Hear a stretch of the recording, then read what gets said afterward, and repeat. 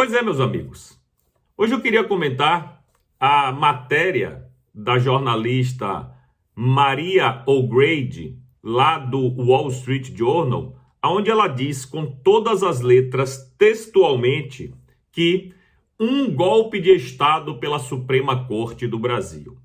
Pois é, não é nada que nós brasileiros já não soubéssemos ou não já tenhamos comentado, tanto aqui na Auriverde, quanto no meu canal Didi Red Pill.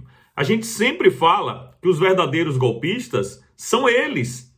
Obviamente que Bolsonaro não tentou dar golpe nenhum, com velhinha, com velhinho, sem exército, sem arma, sem tiro. Isso é uma falácia, é uma farsa tão descarada que ninguém no mundo acredita. Apenas a velha mídia brasileira e a Suprema Corte e a PGR e a Polícia Federal, que estão num conluio para destruir a direita. Somente essas instituições é que acreditam em golpe de Estado.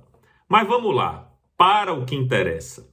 Nessa matéria, ela diz ela faz todo um retrospecto, né? Ela vai lá desde 2019, né? Quando o Supremo Tribunal Federal alegou ser vítima de calúnia e aí utilizou-se do regimento interno para criar o inquérito das fake news, né? E óbvio que o regimento interno foi assim, como é que eu posso dizer, bastante alargado, né? A interpretação dele para que pudesse abrir esse inquérito, que foi entregue na mão do ministro Alexandre de Moraes pelo então presidente Dias Toffoli. Então ela faz todo esse retrospecto, aí fala depois da decisão em 2021 de anular os processos do condenado Lula, né, para reabilitá-lo politicamente, para que ele pudesse concorrer às eleições, pois seria o único nome que não levantaria muitas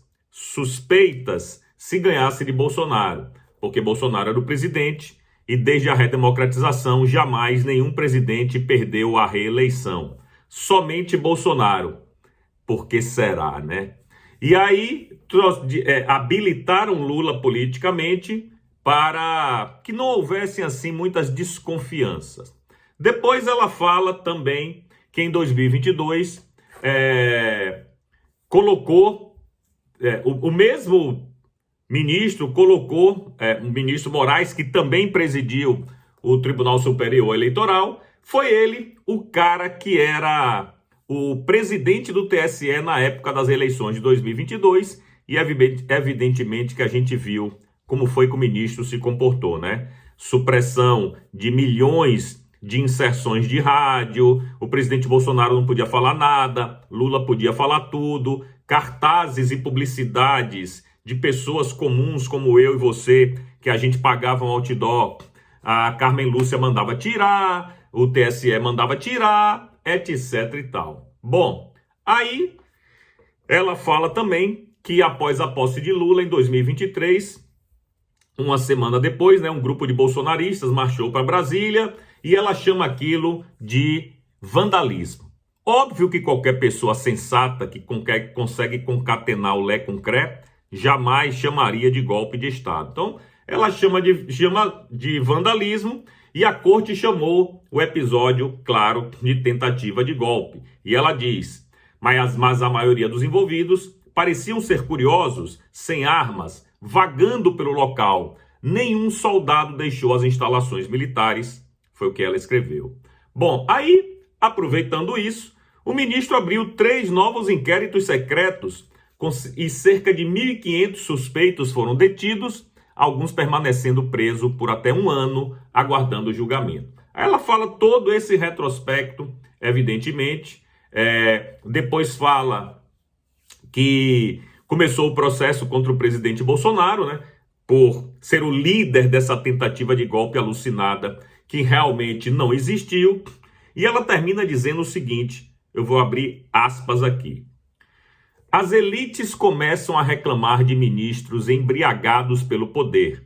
Infelizmente, as tarifas de 50% impostas pelo presidente Trump às importações brasileiras aumentaram o nacionalismo e o apoio a Lula. Mas a decisão do Tesouro dos Estados Unidos, no mês passado, de impor sanções amorais, parece ter chamado a atenção dos outros ministros que certamente entendem que pode haver mais ações se o Brasil encontrar uma forma de restaurar, se o Brasil não encontrar uma forma de restaurar o Estado de Direito, fecha aspas.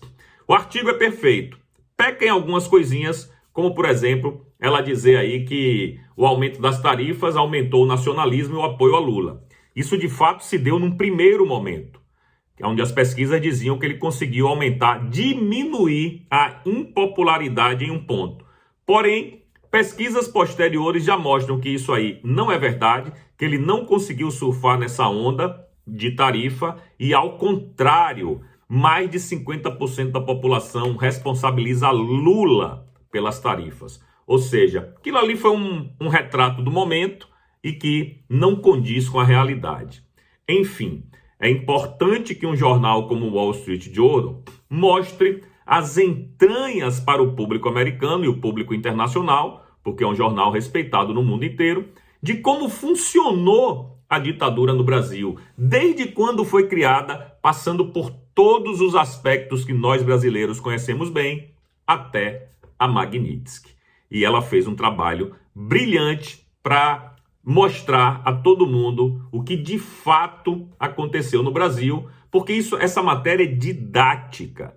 Essa matéria é importante justamente porque mostra o antes, o durante e o depois de tudo que aconteceu aqui no Brasil. Então, parabéns para a jornalista aí do Wall Street Journal. E agora, mais uma vez, o mundo sabe que o verdadeiro golpe foi dado pela Suprema Corte Brasileira. Mas eu queria ouvir a sua opinião, meu irmão. Eu queria saber o que é que você acha dessa matéria da Maria Anastasia O'Grady do Wall Street Journal. Você concorda com ela? Você discorda? Se você concorda, em quais pontos? Se você discorda, discorda por quê? Deixa aí nos comentários, por favor.